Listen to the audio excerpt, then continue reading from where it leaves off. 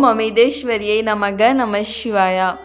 So இன்றைக்கி நம்ம அருள்மொழிகள் பாகர் 4 என்ன பார்க்கலாம் அப்படின்னா, லாஸ்ட் வீடியோவில் கண்டினியூஷன் தான், சரிங்களா? ஸோ லாஸ்ட் வீடியோவில் என்னங்க பார்த்தோம், 2 பிரம்மச்சாரிகள் இன்னும் ஒரு பிரம்மச்சாரியை பார்த்து சிரித்தாங்க, கேலி கிண்டல் பண்ணி சிரித்தாங்க இல்லையா? எதுக்காக? அவர் ஸ்ரீ லலிதா சகஸ்ரநாம பாராயணம் பண்ண விதத்தை பார்த்து சிரித்தாங்க, தவறாக பண்ணிட்டார் போல். ஸோ இதை பார்த்துட்டு அம்மா பயங்கரமாக திட்டினாங்க. குழந்தைகளே, நீங்கள் இதுக்காக ஆசிரமத்துக்கு வந்திருக்கீங்க, இறைவனை அடையணுங்கிற ஒரு குறிக்கோளுக்கு தான் வந்திருக்கீங்க. தங்கி அம்மா கிட்ட தங்கி நீங்கள் சாதனை பண்ணுறீங்க. அது மட்டும் இல்லாமல் உங்களுடைய ஒவ்வொரு முயற்சியும் இறைவனை பற்றியே இருக்க வேண்டும், மற்றவர்களை பற்றி இருக்கக்கூடாது அப்படின்னு சொல்லிட்டு அம்மா அவங்களுக்கு ரொம்ப கண்டித்த குரலில் அவங்க திட்டினாங்க அவங்கள. இதெல்லாம் திட்டுறது ஒரு முகமூடி தான். சில நேரம் அந்த முகமூடியை அணிஞ்சு தான் தன்னுடைய பக்தர்கள் திருந்துவாங்க அப்படிங்கிறதுக்காக அம்மா சில நேரம் அந்த முகமூடியெல்லாம் அணிஞ்சிப்பாங்க. உண்மையாகவே அம்மாவுக்கு ஒரு கோபமோ மனசுக்குள்ள எந்த ஒரு பற்றுமே கிடையாது. அம்மாவே எல்லாமே ஓப்பனாக சொல்லியிருக்காங்க, எனக்கு குழந்தைகள் மீது எந்த பற்றுமே கிடையாது.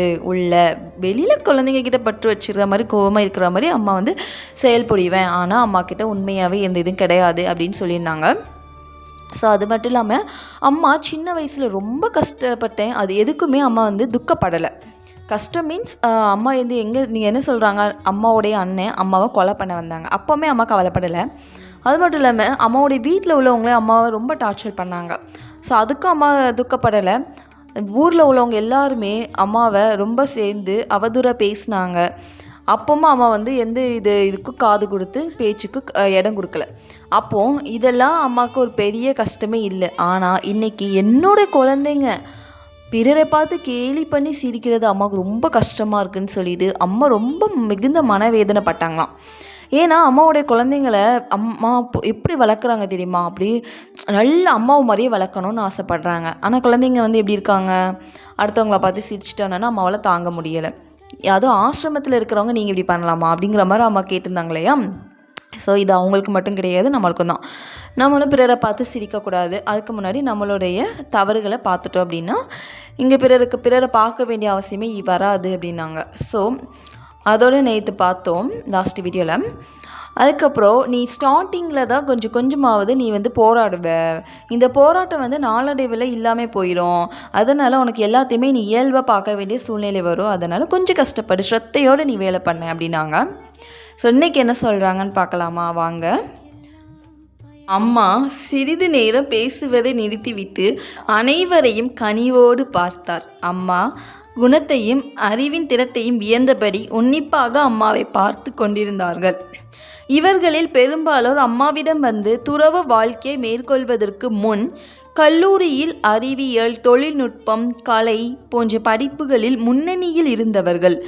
அவர்கள் எல்லோரும் இப்போது ஒன்றும் படிக்காத சாதாரண கிராம பெண்ணான தங்களுடைய சம வயதுள்ள அம்மாவின் முன் அமர்ந்து கொண்டு மிகுந்த பணிவுடன் குழந்தைகள் போல் அவர் சொல்லும் ஒவ்வொரு வார்த்தையும் கூர்ந்து தங்களை மறந்து கேட்டுக்கொண்டிருக்கிறார்கள். சாதாரண மக்களின் பார்வையில் அம்மா கடற்கரையில் மீன் பிடித்து வளரும் செம்பட இனத்தை சேர்ந்த ஒரு சாதாரண செம்படவ பெண்ணாக இருக்கிறார். ஆனால் ஆன்மீக சாதகர்களின் இதயங்களில் அவர் ஞானத்தின் அவதாரமாகவே அமர்ந்திருக்கிறார். அதாவது என்ன சொல்கிறாங்க அப்படின்னா, அம்மா கிட்ட வரதுக்கு முன்னாடி சில பிரம்மச்சாரிகள்லாம் இருப்பாங்க இல்லையா, அம்மா கிட்ட இப்போ இருக்கிற மூத்த சீடர்கள்லாம் பரவாயில்ல, இப்போ இருக்கிறவங்களாம் பரவாயில்ல. ஸோ மூத்த சீடர்கள் அம்மா இங்கே சொல்கிறாங்க, அவங்களாம் அம்மா கிட்ட வர்றதுக்கு முன்னாடி எல்லாருமே நல்ல ஒரு ஹை பொசிஷனில் ஒர்க் பண்ணவங்க தான். பேங்க்கில் வேலை பார்த்தவங்க, இல்லை அவங்க காலேஜ் ப்ரொஃபஸர், அந்த மாதிரி ஒரு என்ன சொல்கிறது, தொழில்நுட்பம் ரீதியாக அந்த மாதிரி வேலை பண்ணவங்க தான். எப்போ அம்மாவை பார்த்தாங்களோ, அம்மா நீ தான் எனக்கு, அம்மாவை பார்த்த உடனே அவங்களுக்கு ஈர்க்கப்பட்ட அம்மாவே கதின்னு வந்துட்டாங்க. எல்லாத்தையும் வேலைகளை விட்டுட்டு ஆசிரமத்துக்கு வந்தவங்க தான் நிறைய பேர். அப்போது முன்னாடி அம்மாவுடைய வயசு தான் அவங்களுக்கும் இருக்குமா. அப்போது சம வயசுள்ள அம்மா கிட்ட முன்னாடி உட்காந்துக்கிட்டு அம்மா படிக்கலை. அப்போ அம்மா 4ஆம் கிளாஸ் தான் படிச்சிருந்தாங்க. ஸோ அப்போ அவங்களாம் படித்தவங்க சாதாரண ஒரு கிராமத்து பெண்ணான செம்படவ மீனவ பெண் முன்னாடி உட்காந்துக்கிட்டு அவங்க அம்மா சொல்கிறத கேட்டுட்ருக்காங்க அப்படின்னு சொல்லியிருக்காங்க. இதில் இங்கே பார்த்தீங்க அப்படின்னா அம்மா 4ஆம் கிளாஸ் படிச்சிருக்காங்க.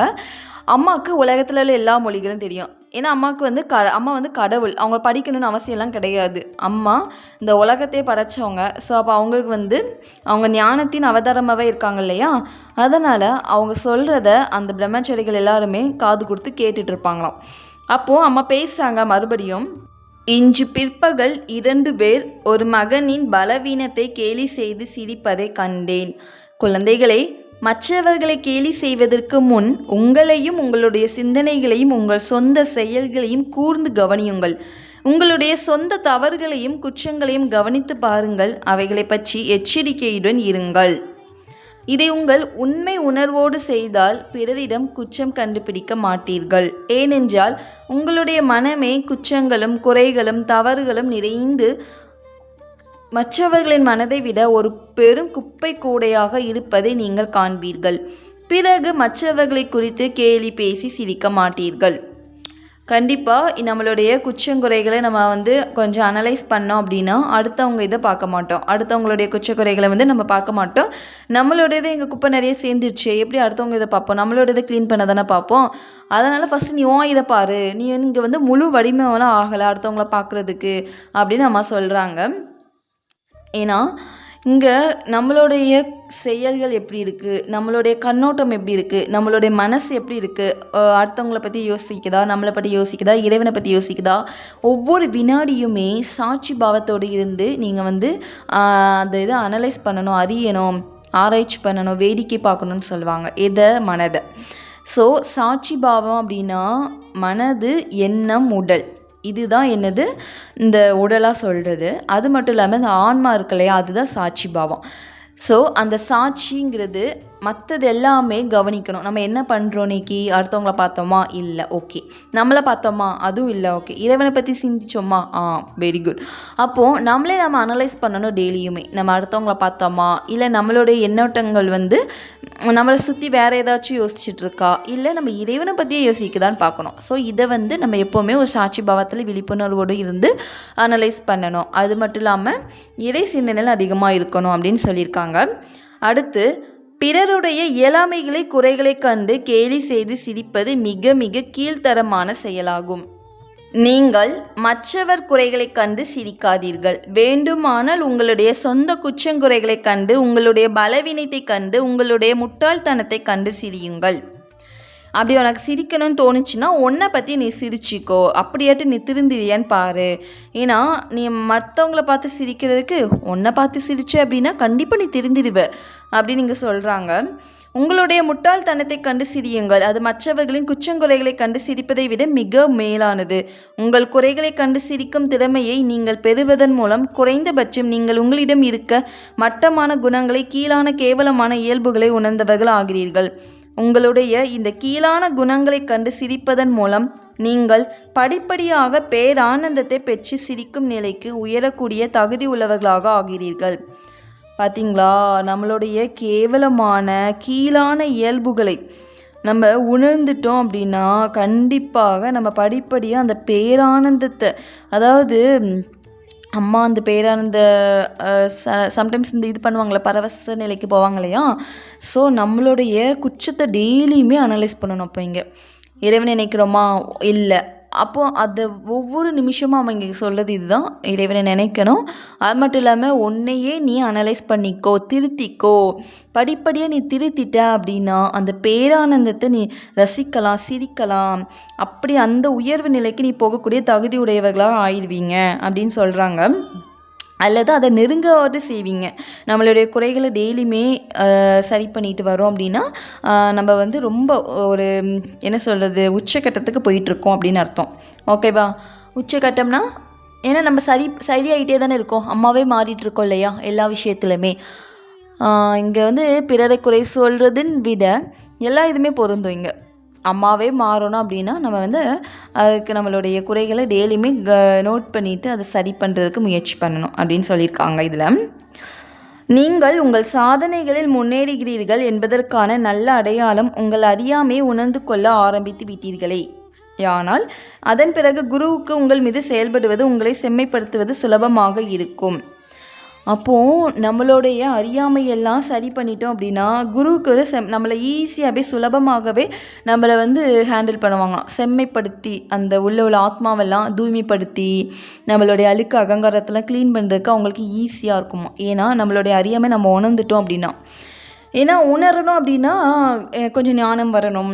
அதுக்கு அம்மாவுடைய இந்த அருள்மொழி உபதேசம் இதெல்லாம் கேட்கணும், படிக்கணும், அம்மாவை போய் பார்க்கணும், குரு சொல்கிறதை கேட்டு வாழ்க்கையில் நடைமுறைப்படுத்தணும். அப்போது அந்த மாதிரி பண்ணணும் அப்படின்னா நம்மளுடைய அறியாமை குற்றம் குறையெல்லாம் நம்ம வந்து கண்டிப்பாக நோட் பண்ணி சரி பண்ணுவோம். அப்படி பண்ண அம்மாவுக்கு ரொம்ப ஈஸியாக இருக்குமா, நம்மளை சுலபமாக செம்மைப்படுத்துவாங்க அம்மா. ஈஸியாக அடுத்தடுத்த ப்ராசஸ்க்கு போவாங்க போல் ஆன்மீகத்தில் உயர்த்துறதுக்கு. ஸோ அடுத்து அவர்கள் அதை உள்ளுர உணர்ந்து சொல்லுவதில்லை. அவர்களுடைய ஆழ்ந்த மனதில் தங்களுக்கு எல்லாம் தெரியும் என்று நினைத்து கொண்டிருக்கிறார்கள். உண்மையில் அவர்கள் தங்களின் அறியாமையை ஏற்றுக்கொள்வதில்லை. தன் குறைபாடுகளையும் பலவீனங்களையும் தெளிவாக உணர்ந்து அதற்காக தன்னையே கேலி செய்து குறை கூறி தன்னை பார்த்தே சிரிப்பவன் தன்னுடைய சொந்த அறியாமையையும் தவறுகளையும் ஏற்றுக்கொள்கிறான். அப்படிப்பட்டவன் ஒப்புவமை இல்லாத ஆனந்தமயமான சிரிப்பை சிறிது சிறிதாக படிப்படியாக பெறுகிறான். அந்த உயர்ந்த சிரிப்பை சிரிக்கும் திறன் பெறுகிறான். விரைவில் அவனால் உலகம் அனைத்தும் கடவுளின் விளையாட்டு என்று புரிந்து கொண்டு சிரிக்க முடியும். ஆகையால் குழந்தைகளே, மற்றவர்களை கேலி செய்யவோ கிண்டல் செய்யவோ முற்படாதீர்கள். தன்னுடைய குழந்தைகள் எவ்வளவு மோசமாக நடந்து கொள்வதை பார்க்கும்போது அம்மாவிற்கு மிகவும் வேதனையாக உள்ளது. அம்மா மற்றதெல்லாம் அம்மா கஷ்டப்படலை, தன்னுடைய குழந்தைகள் திருந்தணும்னு தான் ஆசைப்படுறாங்க இங்கே. அப்போது நம்ம அம்மாவுக்கு ஏதாவது செய்யணும்னு ஆசைப்பட்டால் நம்ம திருந்திட்டோம்னாவே அம்மா ரொம்ப சந்தோஷப்படுவாங்கன்னு நினைக்கிறேன். ஏன்னா மற்ற விஷயங்கள் நம்ம பண்ணலாம், சேவை பண்ணணும். கண்டிப்பாக அம்மாவை இம்ப்ரெஸ் பண்ணணும் அப்படின்னா கண்டிப்பாக சேவை பண்ணி ஆகணும். நம்மளும் முன்னேறணும். நம்ம மனசில் நிறைய மாற்றங்கள் வந்துட்டு அப்படின்னாவே அம்மாவுக்கு ரொம்ப சந்தோஷமாக இருக்கும். நாளடைவில் மாறிட்டே இருக்கணும், அடுத்த ப்ராசஸ்க்கு போயிட்டே இருக்கணும்ல. இல்லை நான் மாறிட்டேன்ப்பா அப்படின்னு ஒரே இடத்துல நிற்கக்கூடாது இல்லையா. ஆன்மீகத்தில் ஒவ்வொரு நிலை இருக்குது, அடுத்தடுத்த நிலைக்கு போகணும் இல்லையா, டக்குன்னு போகணும். ஸோ அதுக்கு போகிறதுக்கு நம்மளுடைய மனதில் மாற்றங்கள் எவ்வளோக்குள்ளே விரைவில் வருதோ அதுக்குள்ளே தான் நம்மளுடைய ஆன்மீக நிலையும் உயரும். அதனால் அப்படி உயர்றதுனால அம்மாவுக்கு ரொம்ப சந்தோஷமாக இருக்குமா. இதுதான் அம்மாவுக்கு உச்சக்கட்ட சந்தோஷம். ஆன்மீகத்தில் உயர்த்தி அவங்களெல்லாம் கூட்டிகிட்டு போகிறதுக்கு தானே வந்திருக்காங்க. ஸோ அதை விட அவங்களுக்கு அளவில் சந்தோஷம் இந்த உலகத்தில் இருக்குமா? இல்லை. ஸோ தன்னோட குழந்தைகளை திருத்தி அவங்க எவ்வளோக்குள்ள இன்னும் நல்ல அந்த உலகத்தில் இருந்து அவங்க வந்து இன்னும் மேன்மைப்பட்டு ஒரு பக்குவப்பட்டு ஒரு ஆத்மாவாக வந்து அவங்க வந்து எல்லாத்தையுமே அம்மாவாக மாறக்கூடிய தன்மையில் வந்துட்டாங்க அப்படின்னா அம்மாவுக்கு இதை விட சந்தோஷம் வேறு எதுவுமே இல்லை அப்படின்னு சொல்லியிருக்காங்க. இங்கே சொல்லிவிட்டு கொஞ்ச நேரம் அமைதியாக இருந்திருக்காங்க. அம்மா அமைதியாக இருந்துட்டு என்ன கேட்குறாங்க அப்படின்னா, அம்மாவுடைய பேச்சு உங்களுக்கெல்லாம் ரொம்ப சலிப்பு தட்டுதா, அம்மா இவ்வளோக்குள்ளே பேசிட்டேனே தங்களுடைய குழந்தைகளை பார்த்து அப்படின்னு சொல்லிட்டு எல்லாரோடைய முகத்தையும் பார்க்குறாங்களாம். யாருமே ஒன்றுமே சொல்லலை, எல்லோரும் அமைதியாக இருக்காங்களாம். அப்போ அம்மா சொல்கிறாங்க, நீங்கள் அமைதியாக இருக்கிறத பார்த்தாவே தெரிஞ்சிருச்சு, மௌனம் சம்மதித்திருக்கு அறிகுறி அப்படிங்கிறாங்க. உடனே அம்மாவின் பேச்சு சலிப்பு தருகிறது. திருப்பியும் கேட்குறாங்க. உடனே இன்னொரு பக்தர் வந்து அந்த 2 பேர் சிரிச்சாங்க இல்லையா, அதில் ஒருத்தர் வந்து எந்திரிச்சு, அம்மா இல்லைம்மா நீங்கள் சொல்கிறது எங்களுக்கு அப்படி ரொம்ப ஒரு பேச்சு இலக்க செய்யுது, மெய்மறந்து இருக்குமா, அதனால தான் எங்களுக்கு பேச்சே வரலை, ஒரு சத்சங்கம் மாதிரி இருக்குமா, எங்களோட தவறை நீங்கள் கண்டிப்பாக திருத்தியே ஆகணும், இல்லைன்னா நாங்கள் வந்து திருந்த மாட்டோம், முட்டாள்தனத்தை பார்த்து நாங்கள் வந்து எங்களுடைய முட்டாள்தனத்தை பார்த்து நாங்கள் சிரிக்கணும் இல்லையா. அப்போது நீங்கள் கண்டிப்பாக எங்களை திருத்தணும், கண்டிப்பாக டெய்லியும் சத்சங்கம் பண்ணாதான் நாங்கள் திருந்துவோம், இது நீங்கள் பேசுகிறது எங்களுக்கு நல்ல ஒரு யூஸ் ஆதாமா இருக்குது அப்படின்னு சொல்லிட்டு அவர் சொல்லியிருக்கார் போல. அதோடு எங்களுக்குள்ளே வெளியில் நடக்கிற போராட்டம்னாலும் பரவாயில்ல, உள்ளுக்கு நடக்கக்கூடிய அந்த மன போராட்டத்துக்கும் நீங்கள் சொல்கிற சத்சங்கம் வந்து எங்களுக்கு ரொம்ப உதவியாக இருக்குமா, அதனால் நீங்கள் இதை தொடர்ந்து நீங்கள் சொல்லணும் அப்படின்னு சொல்லிட்டு தன்னுடைய தவறை நினச்சி அம்மா கிட்ட சொல்லி கண்ணீர் வடிக்கிறாரு. உடனே அம்மா, மகனே அழாதே அப்படின்னு சொல்லிட்டு பக்கத்தில் கூப்பிட்டு வச்சு ஆறுதல் கொடுக்குறாங்களாட்டுருக்குது. ஸோ நீ உன்னோடைய குற்றத்தை எப்போ நீ உணர்ந்தியோ அப்போவுமே கடவுள் வந்து உன்னை மன்னிச்சிட்டாரு, சரியா, அதனால் அழக்கூடாது அப்படின்னு சொல்லிட்டு அம்மா அதுக்கப்புறம் ஒரு குட்டி கதை சொல்கிறாங்க. என்ன கதை அப்படின்னா, பிருந்தாவனத்தில் குட்டி கண்ணன் இருக்காங்க இல்லையா, கிருஷ்ணர் வந்து அவனுடைய கூட்டாளிகளோடு சேர்ந்து நிறைய குறும்பு பண்ணுவாராமா. அப்போது அந்த டைமில் அவனுக்கு பாடம் கற்றுக் கொடுத்த 2 ஆசிரியர்கள் இருக்காங்க. அவங்க எப்போவுமே அடுத்தவங்கள பார்த்து கேலி பண்ணி சிரிப்பாங்களாம். ஸோ இதை கிருஷ்ணர் பார்த்துட்டு சும்மாவாக இருப்பார். இருங்க, உங்களுக்கு நான் ஒரு புதிய பாடத்தை கற்றுக்கு தரேன் அப்படின்னு சொல்லிட்டு ஒரு நாள் என்ன பண்ணிட்டாரு, அவங்க தூங்கிட்டு இருக்க மொஞ்சில் 2 பேர் தூங்கிட்டு இருந்தாங்களாம். அப்போ கூட்டாளிகளோடு சேர்ந்து கிருஷ்ணர் போகிறாரு. போயிட்டு அவங்களுடைய 2 பேர் முகத்துலையுமே மீசை, அந்த கலர் பொடியெலாம் ராவும் இல்லையா, அந்த மாதிரி கோடுகள் அந்த மாதிரி போட்டு ரொம்ப மூஞ்சி கொஞ்சம் அந்த அவலட்சணமாக பண்ணுற மாதிரி மூஞ்சியெல்லாம் கேவலப்படுத்தி வைப்போம் இல்லையா, ஸோ அந்த மாதிரி கோடுகள்லாம் போட்டு கீறி வச்சுருக்கார் போல். கீறி வச்சுட்டு வெளியில் போயிட்டாங்க கூட்டாளிகள், அவங்க ஃப்ரெண்ட்ஸு, அப்புறம் கிருஷ்ணர் எல்லாம் வெளியில் போய் நின்று வேடிக்கை பார்க்காங்க என்ன நடக்குது அப்படின்னு சொல்லிட்டு. அப்போது அதில் தூங்கிட்டு இருந்தவங்க ஒருத்தவங்க எந்திரிச்சு திடீர்னு எந்திரிக்கிறாங்க. எந்திரிச்சிட்டு தூங்கிட்டு இருந்த இன்னொருத்தரை பார்த்து சிரின்னு சிரிக்கிறாங்களாம். இப்படி சிரித்ததுனால அவங்களும் எந்திரிச்சிட்டாங்களாம். அந்த ஆசிரியர் எந்திரிச்சு அவங்க இவங்கள பார்த்து சிரிக்கிறாங்க, மாற்றி மாற்றி சிரிச்சுக்கிறாங்க. இவங்க அவங்கள பார்த்து சிரிச்சிட்டோன்னே என்ன தான் நடக்குது, லாஸ்ட்டில் அவங்க போய் மூஞ்சி கழுவலான்ட்டு கண்ணாடி முன்னாடி போய் நிற்கிறாங்க. ஐயையோ இது என்னது அப்படின்னு சொல்லிட்டு யாரையும் பார்க்காம அவங்க சிரிக்காமல் அது பாட்டு மூஞ்சி கழுவிட்டு வெளியில் வந்தாங்களாம். ஸோ அதுதான் அம்மா அந்த கதையை சொல்கிறாங்க. குழந்தைகளே, நாமும் இப்படி தான் இருக்கிறோம். இந்த கதை கிருஷ்ணனின் குறும்புத்தனங்களில் ஒன்றாக தோன்றலாம், ஆனால் இதில் ஆழமான பொருள் உள்ளது. இந்த வேடிக்கையான கதை மனிதர்களின் உள்ளத்தில் ஆழ பதிந்துள்ளது. மற்றவர்களின் குறைகளையும் பலவீனங்களையும் கண்டு கேலி செய்து சிரிக்கின்ற தன்மையை அழகாகவும் தெளிவாகவும் சித்தரிக்கிறது. நீங்கள் மற்றவர்களின் குற்றம் குறை பலவீனங்களை கண்டு சிரிக்கிறீர்கள். யாருமே முழுமை பெற்றவர்கள் இல்லை. உங்களுக்குள்ளே இருக்கும் கண்ணாடியில் உங்கள் முகத்தை பாருங்கள். அப்போது அதில் இருக்கும் கருப்பு புள்ளிகள் தெரியும். ஒரு முறை அவற்றை பார்த்துவிட்டால் பிறரை பார்த்து சிரிப்பதை நிறுத்தி விடுவீர்கள். உடனே அந்த கரும்புள்ளிகளை அழிக்க விரைவீர்கள். அதுவரையில் மற்றவர்களை பார்த்து சிரிப்பது தொடர்ந்து கொண்டே இருக்கும். அது தன்னைத்தானே அழித்து கொள்வதாகும். நீங்கள் இங்கே வாழ்வது உங்களுக்குள் ஆழமாகவும் அழுத்தமாகவும் பதிந்து போயிருக்கின்ற பழைய வாசனைகளை தூக்கி வெறிவதற்காக. பாருங்க, நம்மளுடைய பழைய வாசனைகளை தூக்கி எரிகிறதுக்கு தான் இங்கே வாழ்ந்துட்டு இருக்கோம். அது மட்டும் இல்லாமல் நீ மற்றவங்களுடைய வாசனையை நீ தூக்கி சுமக்க போறியா? நீ அதுக்கா வந்திருக்க பூமிக்கு அப்படின்னு கேட்குறாங்க. நீ இங்கே வாழ்கிறது எதுக்காக? பழைய வாசனைகளை தூக்கி வெளியே எறிகிறதுக்கு. அப்படி இல்லாமல் அந்த பழைய வாசனைகளுக்கு பழியாகிறாத. பழைய வாசனையை சுமந்துக்கிட்டு திருப்பி புதுசு நீ கிரியேட் பண்ணியதே உருவாக்கிக்கிட்டு நீ அதையும் தூக்கி சுமக்க போறியா அப்படின்னு கேட்குறாங்க. மற்றவர்களின் பலவீனங்களை பார்த்து சிரிப்பதும் கேலி செய்வதும் சாதாரண பள்ளிக்கூடங்களில் கல்லூரிகளில் படிக்கின்ற மாணவர்களின் செயலாகும். அது ஆன்மீக சாதகர்களாகிய உங்களுக்கு ஏற்றதல்ல. ஆனால் அப்படிப்பட்ட வாசனைகள் மிகவும் வலிமையாக இருக்கின்ற காரணத்தால் இது போன்ற நடத்தைக்கு சுலபமாக நீங்கள் இரையாகி விடுகிறீர்கள். உங்களது இது போன்ற நடத்தை நீங்கள் எந்த நோக்கத்திற்காக இங்கே வந்திருக்கிறீர்களோ அந்த நோக்கத்தையே தோற்கடித்து விடுகிறது. நீங்கள் வந்திருப்பதன் நோக்கம் உங்களுடைய பழைய வாசனைகளை முற்றிலும் நீக்கி கொள்வதற்கும் மறுபடியும் புதிதாக எந்த வாசனைகளை ஏற்படுத்தி கொள்ளாமல் இருப்பதற்கும் ஆகும். போங்க, இதை விட வேறு என்ன சொல்ல முடியும்? நீ வந்திருக்கிறதே பழைய வாசனை அழிக்கிறதுக்கு. புதுசாக நீ கிரியேட் பண்ணிட்டு இருந்தா இன்னும் பல பிறவி எடுக்கணும்ப்பா, பரவாயில்லையா அப்படின்னு கேட்குறாங்க அம்மா. ஓகேவா? அப்போது அடுத்தவங்கள பற்றி பேசி சிரிக்கிறதுக்கு முன்னாடி நம்ம ஒரு தடவை யோசிச்சுக்கலாம். நம்மளே அடுத்த பிறவி எடுக்கணுமா, இல்லை நம்ம இறைவனோடைய ஐக்கியமாகணுமா? அப்போது நம்மளை எல்லா விஷயத்துலையும் நம்ம கரெக்டாக இருக்கணும்.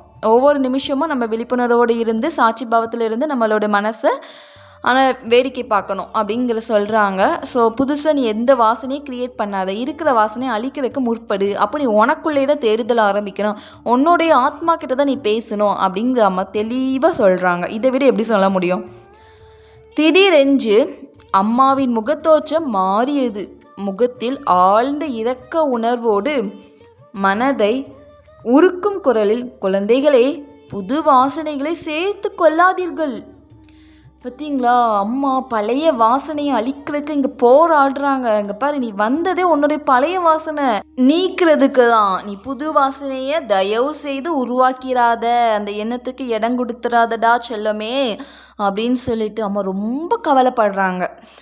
அதுக்கப்புறம் என்ன பண்ணுறாங்க, அம்மா சிறிது நேரம் அமைதியாக இருக்காங்க. சொல்லிட்டு கண்களை மூடிட்டாங்க. கொஞ்ச நேரத்தில் அவர் கண்களிலிருந்து கண்ணீர் உருண்டு கண்களில் வழிந்தன. அம்மா அழுவதை கண்டதும் எல்லோருடைய இதயங்களும் துயரத்தால் துவண்டு போயின. அவர்களது கண்களும் கலங்கின. பார்த்தீங்களா? ஐயோ, என்ன சொல்கிறது, அம்மாவே அழுதுருக்காங்க அங்கே. அம்மா அழுதோன்னே தன்னுடைய குழந்தைகள் சும்மாவாக இருப்பாங்க. அம்மா அழுகிறத பார்த்து பிரம்மச்சாரிகளும் அழுகிறாங்க போல். அப்போது நம்ம என்ன சொல்கிறதுங்க, நம்ம ரொம்ப இங்கே கரெக்டாக இருக்கணும் அம்மா சொல்கிறது மாதிரியே.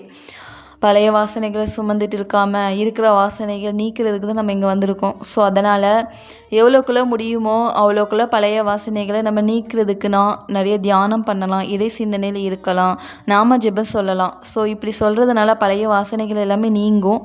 புது வாசனைகளுக்கு நம்ம எதுவுமே போக வேண்டாம். புது வாசனைகள் டக்குன்னு புதுசாக நம்ம யாருமே க்ரியேட் பண்ணிக்க வேண்டாம். ஒரு உறவுகளையோ இல்லை ஒரு செயல்களையுமே எதுலனாலுமே ஒரு பற்றுனாலும் சரி எதுலனாலுமே நம்ம புதுசாக எதுவுமே க்ரியேட் பண்ண வேண்டாம். இருக்கிறதுக்கு இருக்கிற எண்ணங்களை அழிக்கிறதுக்கு புது எண்ணங்களுக்கு இடம் கொடுக்காது அப்படின்னு சொல்லி அழுகிறாங்க.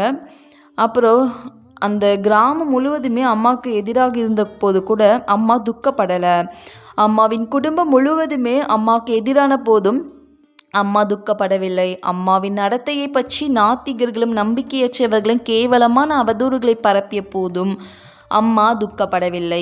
ஆனால் இப்போது அம்மாவின் சொந்த குழந்தைகளை அம்மாவை துக்கப்பட வைத்து விட்டீர்கள். அம்மாவுக்கு உள்மனதில் யார் மீதும் பற்றே இல்லை. எதன் மீதும் அம்மாவிற்கு ஒரு துளி கூட பற்று இல்லை. உங்கள் நன்மைக்காக அம்மா வெளியில் உங்களிடம் ஒரு பற்றுதலை உண்டாக்கி கொண்டேன். சில நிமிடங்கள் அம்மா ஆழ்ந்த தியான நிலையில் அமர்ந்திருந்தார். எல்லோரும் அம்மாவை பின்பற்றி கண்களை மூடி தியானத்தில் அமர்ந்திருந்தார்கள். கண்களை திறந்த அம்மா, நாம் இப்போது கூடியதை நிறைவு செய்வதற்கு முன் எல்லோருமாக சேர்ந்து ஒரு பஜனை பாடுவோம் என்றார். குழந்தைகளே, உங்கள் மனங்களில் அன்பு பெருகி நிறையும்படி கடவுளிடம் பிரார்த்தனை செய்யுங்கள். ஸோ இதெல்லாம் முடிச்சுட்டு அம்மா என்ன பண்ணுறாங்க, ரொம்ப அப்படி வேதனையில் இருக்காங்க போலையே. அப்போ குழந்தைகளை அம்மா கூட இருந்து கண்ணீர் வடிக்கிறாங்க. ஸோ கொஞ்ச நேரத்தில் அம்மா கண்ணை மூடுறாங்க, தியானம் பண்ணலாம் அப்படின்னு சொல்லிட்டு. அப்புறம் பஜனையும் பண்ணுறாங்க. பாடி முடிச்சதுக்கப்புறம் அம்மா நீங்கள் உங்களுடைய மனசில் அன்பு பெருகி நிறையிற மாதிரி கடவுள்கிட்ட பிரார்த்தனை பண்ணுங்கள். பிரார்த்தனை எப்படி பண்ணணுன்ட்டு அம்மா சொல்லித்தராங்க. எல்லாருமே இதை கவனித்து அம்மா கிட்ட இப்படி பிரார்த்தனை பண்ணலாம். உங்கள் மனங்களில் அன்பு பெருகி நிறையும்படி கடவுளிடம் பிரார்த்தனை செய்யுங்கள். அன்பு ஒன்றுதான் மனதை தூய்மைப்படுத்தும்.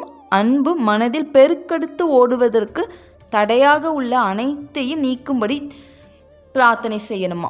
ஸோ என்னுடைய மனசில் அன்பு பெருக்கெடுத்து ஓடுறதுக்கு எதெல்லாம் தடையாக இருக்கோ அதெல்லாம் நீக்கிடுமா அப்படின்னு சொல்லி பிரார்த்தனை பண்ணணுமா. என்னோடய மனசில் அன்பு பெருகி நிறையணும் எப்போவுமே அப்படின்னு சொல்லிட்டு பிரார்த்தனை பண்ணணுமா.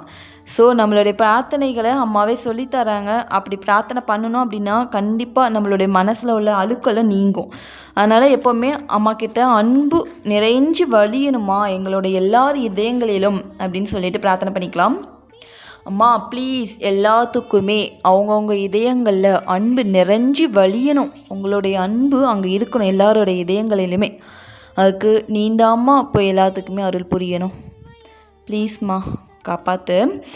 அடுத்து அம்மா ஒரு பாட்டு பாடுறாங்க. அம்மாவை ஃபாலோ பண்ணி பிரம்மச்சாரிகளும் பாடுறாங்க. அம்மாவின் இந்த தெய்வீக அன்பு பெருக்கெடுத்தது அவருடைய இதயத்தில், குழந்தைகளின் இதயங்களிலும் எதிரொலித்தது. பஜனை முடிந்த பிறகு எல்லோரும் தியானத்தில் மூழ்கி இருந்தார்கள். மேலும் சிறிது நேரம் அம்மா பிரம்மச்சாரிகளிடம் அமர்ந்திருந்த பிறகு எழுந்து மொட்டை மாடிக்கு சென்றார். ஸோ திருப்பி அம்மா ஒரு பாட்டு பாடுறாங்களாம். பாடிட்டு கொஞ்ச நேரத்தில் தியானம் பண்ணிவிட்டு அப்படி கொஞ்சம் அமைதியாக அம்மா கவலையோடு உட்காந்துருந்தாங்களாட்டிருக்கு. அதுக்கப்புறம் எழுந்திரிச்சு மொட்டை மாடிக்கு போகிறாங்க எப்பவும் போல். அப்போ காயத்ரியும் அவங்க கூட அம்மாவை ஃபாலோ பண்ணி பின்னாடி போகிறாங்க. அம்மா எனக்கு கொஞ்ச நேரம் தனிமை தேவைப்படுது அப்படின்னு சொன்னோன்னா காயத்ரி இங்கே வந்துடுறாங்க, கீழே வந்துடுறாங்க போல். அம்மா மொட்டை மாடியிலே இருக்கிறாங்க. மணி 3 ஆயிட்டு. ஸோ பிரம்மச்சாரி எல்லாருமே அம்மாவுடைய கட்டில் நமஸ்காரம் பண்ணிவிட்டு எந்திரிச்சு அம்மாவுடைய வார்த்தைகள் அவங்களுடைய காதில் ஒலிச்சிக்கிட்டே இருக்கான். ஸோ அதெல்லாம் கேட்டுட்டு அப்படியே அந்த இடத்த விட்டு எல்லாருமே எந்திரிச்சு அவங்கவுங்க வேலைகளை பார்க்க செல்கிறாங்களாம், பகல் வேலைகளை. அப்போது அம்மா இங்கே எப்படி ஒரு கவலைப்பட்டு ஒரு விஷயங்களை சொல்லியிருக்காங்க அப்படின்னா நாம் திருந்துறதுக்கு தான். அதனால் அம்மா சொல்கிற மாதிரியே எப்போவுமே அடுத்தவங்கள பார்த்து சிரிக்காமல் நம்மளுடைய பழைய வாசனைகளை அழிக்கிறதுக்கு முற்படலாம். எப்போவுமே இறை சிந்தனையிலிருந்து அந்த எண்ணங்களெல்லாம் அழிக்கிறதுக்கு நம்ம முயற்சி பண்ணணும். புதுசாக வாசனைகள் உருவாக்குறதுக்கு நம்ம அந்த இடத்த மனசு கொடுத்துடக்கூடாது அப்படின்னு சொல்லியிருக்காங்க. ஸோ அம்மா சொல்கிற மாதிரி நம்ம கடைப்பிடித்து நம்மளுடைய வாழ்க்கையிலையும் நடைமுறைப்படுத்த வேண்டும். ஸோ இதோட 4வது அத்தியாயம் கம்ப்ளீட் ஆகுது. நாளைக்கு அடுத்த வீடியோவில் 5வது அத்தியாயம் பார்க்கலாம். இதோட முடிச்சுக்கலாமா? ஓகே. ஓம் அமிர்தேஸ்வரியே நமக. நம சிவாயா.